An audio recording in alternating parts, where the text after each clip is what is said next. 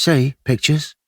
The patient who had a bed 2 along from Julius, Samson, another joke name as he was a muscle-less stick, threw a glance towards Tiny Bill and then gave Julius a confiding smile to say, "Aren't we better off than him?" "It'll be the treatment for Tiny Bill, I'll bet." Julius flinched. "Come on, Tiny Bill, try to get up." And then he was back to Orderly Reese's odd remark. But there was something else, too. The look on his face. He had that smile people have when they know something you don't. Julius shook his head. Stop thinking about it. But it was hard. Orderly Evans gave Tiny Bill a scowl and turned away. It seemed Samson was right about the treatment, and then began handing out the morning's post. "Sorry, Tiny Bill." "Inru thlithrau I mi?" Julius asked.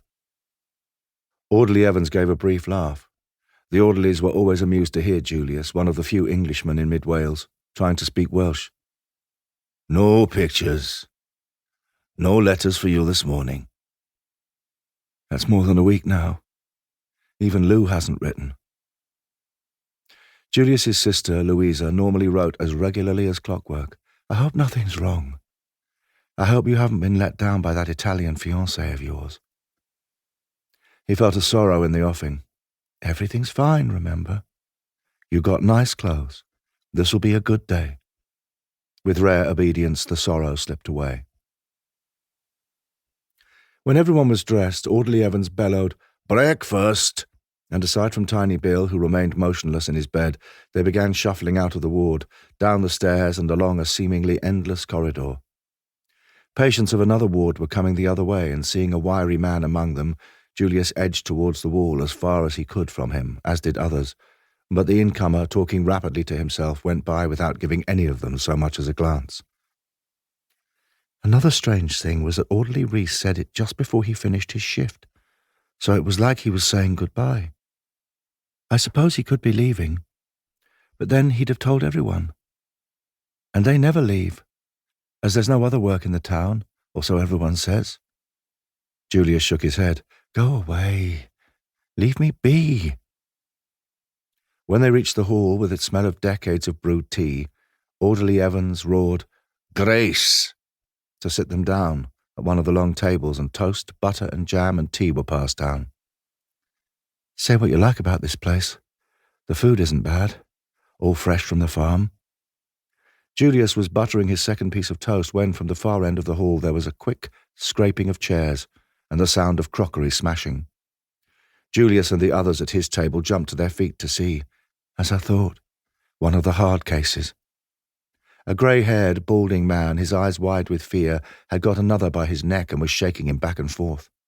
3 orderlies were already running over and soon had him pinned down on the ground. A wild shout rang out.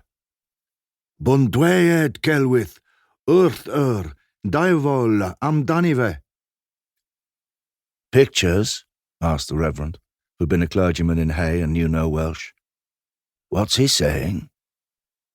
"He says the other one was telling lies about him to the devil." The Reverend gave a little nod. "Be glad he was down there, far away from me." "Grace! Grace!"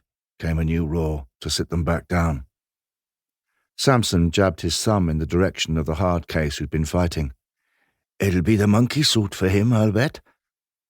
Once again he was right, and an orderly hurried into the hall with the garment, which he and the others set to work pulling onto the man's arms. "And be glad it's not me who's getting the monkey suit this time." The room returned to something like calm. "Orderly Reese is serious normally, true enough, but that doesn't mean he mightn't have been joking just today. He could have a funny side that I've never noticed.